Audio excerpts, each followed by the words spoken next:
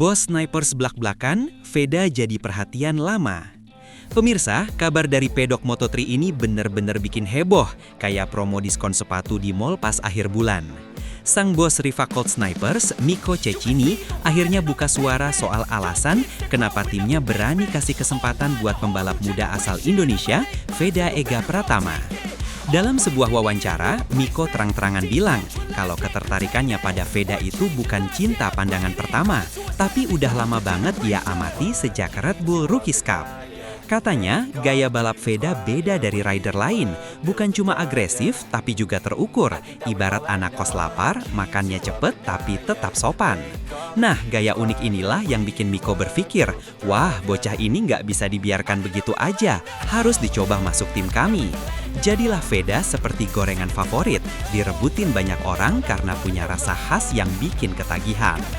Gaya balap langka jarang ada di Moto3. Kalau kita ngomong soal Moto3, biasanya gaya balap rider muda itu dua pilihan. Terlalu kalem kayak nunggu jemputan ojol yang nggak datang-datang, atau terlalu nekat kayak lagi balap lari pas pintu mall mau ditutup. Tapi Veda beda, dia bisa main agresif tanpa bikin jantung penonton copot. Cecchini sampai bilang, gaya Veda itu langka, kayak nemu odol pas lagi diskon buy one get one. Bayangkan, di kelas Moto3 yang persaingannya super ketat, punya gaya yang gak klise, itu ibarat punya jurus rahasia Naruto yang gak dipinjam-pinjam temannya. Nah, dengan keunikan inilah, Veda jadi magnet perhatian, bukan hanya untuk snipers, tapi juga untuk seluruh pedok Moto3. Jadi, kalau biasanya rider lain masih belajar cara jaga racing line, Veda udah kayak satpam kompleks, tahu kapan harus buka jalan, kapan harus tutup pagar. Nilai jual tinggi di dalam dan luar trek. Nah pemirsa, ini bagian yang bikin tim-tim Moto3 ngiler. Veda bukan cuma punya bakat balap, tapi juga nilai jual yang tinggi. Cecchini bilang, punya pembalap berbakat saja nggak cukup, harus ada daya tarik publik juga. Dan Veda punya keduanya. Di trek, dia bikin lawan keder. Di luar trek, dia bikin netizen heboh. Seperti artis sinetron yang tiap nongol langsung trending, Veda pun begitu. Bayangkan, pembalap dari Indonesia bisa mencuri perhatian dunia Eropa. Itu udah kayak tahu bulat dijual dadakan, langsung rame. Dari sisi sponsor, Veda ini paket komplit, bisa ngibarin bendera di podium, sekaligus bikin Instagram rame dengan komentar dukungan. Jadi wajar kalau Cecchini bilang, Veda punya sesuatu yang bikin tim sekelas Riva Colt Snipers langsung pasang mata dan telinga lebar-lebar. Jalan peminjaman, Honda Asia masih pegang kendali. Tapi jangan salah pemirsa, bawa Veda ke tim Snipers itu bukan urusan gampang.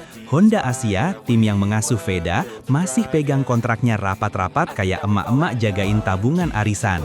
Riva Colt Snipers harus ngobrol panjang lebar sama Hiroshi Aoyama, manajer Honda Asia, buat cari solusi. Hasilnya, Honda Asia nggak mau melepas permanen, cuma mau kasih opsi peminjaman. Jadi kayak tetangga yang mau minjem galon, boleh pinjem tapi jangan lupa balikin. Nah, itulah status Veda sekarang. Ia tetap jadi aset Honda Asia, tapi sementara ini boleh nyicip mesin pabrikan Snipers. Strategi ini dibilang banyak pengamat sebagai win-win solution. Riva Colt dapat talenta, Honda Asia tetap punya kendali, dan Veda bisa dapat kesempatan lebih besar. Mantap kan? Win-win solution ala MotoGP. Situasi ini jadi menarik karena mirip banget sama drama rumah tangga. Satu pihak nggak mau lepas, pihak lain nggak mau nyerah, dan akhirnya ketemu di tengah.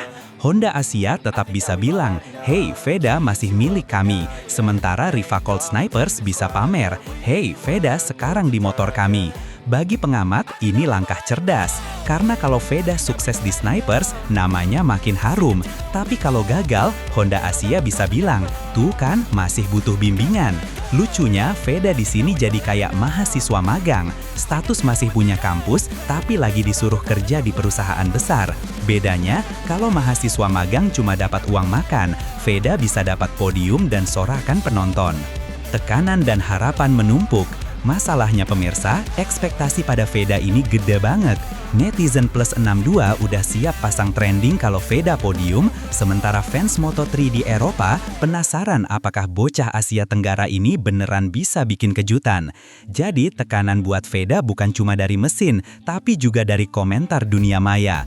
Ibarat lagi ujian nasional, kalau salah jawab satu soal, semua orang langsung bahas di grup WhatsApp keluarga. Nah, tekanan kayak gini bisa bikin rider mentalnya drop, tapi di sisi lain bisa jadi bensin semangat. Kalau Veda berhasil, ia akan jadi bahan obrolan di warung kopi sampai ke studio TV. Tapi kalau gagal, wah siap-siap dibanjiri komentar julid netizen. Honda Asia ngaku terbatas. Di balik drama ini, Honda Asia akhirnya mengaku jujur. Mereka bilang kalau sekarang belum bisa kasih paket motor yang kompetitif buat Veda bersaing di papan atas. Jadi daripada talenta ini kebuang sia-sia, mereka kasih ruang lewat peminjaman. Ibarat orang tua yang sadar belum bisa beliin anak motor sport, jadi biarin dulu anaknya pinjam motor temennya buat belajar. Langkah ini bukan tanda lemah, tapi tanda cerdas. Karena daripada bikin rider frustrasi, mending dikasih kesempatan berkembang. Dan Veda jelas butuh lingkungan yang lebih kompetitif. Dengan Snipers, ia bisa belajar banyak hal yang belum ada di garasi Honda Asia. Peluang besar untuk Veda. Nah, inilah yang bikin fans Indonesia optimis. Dengan motor pabrikan Snipers, Veda bisa benar-benar unjuk gigi. Selama ini, kendala motor di Honda Asia bikin potensinya seolah terhalang. Sekarang, hambatan itu dicabut, kayak jalur tol yang baru dibuka tanpa portal. Ia bisa latihan racing line lebih presisi, pengereman lebih dalam, sampai strategi slipstreaming yang lebih gila. Pokoknya, nggak ada lagi alasan teknis buat menutupi bakatnya. Kalau dia berhasil, bukan cuma Honda Asia yang bangga, tapi juga Rivacolt bisa bilang, tuh kan, kami yang kasih panggung. Dan pastinya, Indonesia akan heboh sampai trending #Veda juara dunia. Momentum kebangkitan rider Asia. Kehadiran Veda di tim Snipers juga dianggap simbol penting buat balap motor Asia. Selama ini, rider Eropa mendominasi panggung, tapi Veda datang kayak kejutan tengah malam. Ia membuktikan bahwa talenta Asia bisa bersaing. Ini momentum besar, bukan cuma buat Indonesia, tapi juga untuk kawasan Asia Tenggara. Kalau sukses, dampaknya bisa panjang. Mungkin kita bakal lihat lebih banyak rider Asia direkrut tim besar. Jadi, Veda ini bukan sekedar balap buat diri sendiri, tapi juga jadi pionir. Humor kasarnya, dia kayak duta tahu bulat. Kalau enak, semua orang ikut jualan. Pertanyaan besar, awal karir baru atau ujian sementara? Akhirnya pemirsa, pertanyaan besar pun muncul. Apakah peminjaman ini jadi awal karir baru Veda di Moto3 atau sekedar fase sementara sebelum kembali ke Honda Asia? Semua orang punya pendapat. Ada yang bilang ini langkah menuju kontrak permanen. Ada juga yang yakin Honda Asia nggak bakal rela melepas. Tapi yang jelas, dunia Moto3 kini benar-benar memperhatikan Veda. Dari paddock sampai komentator Eropa, semua penasaran. Dan buat kita di Indonesia, ini bukan cuma soal balap, tapi juga soal kebanggaan. Jadi, mari kita tunggu. Apakah Veda akan jadi bintang baru Moto3 atau malah balik lagi ke Honda Asia dengan pengalaman segudang? Yang pasti, perjalanan ini baru dimulai pemirsa. Gaspol terus, jangan lupa like, share, dan subscribe biar semangat Veda makin ngebut.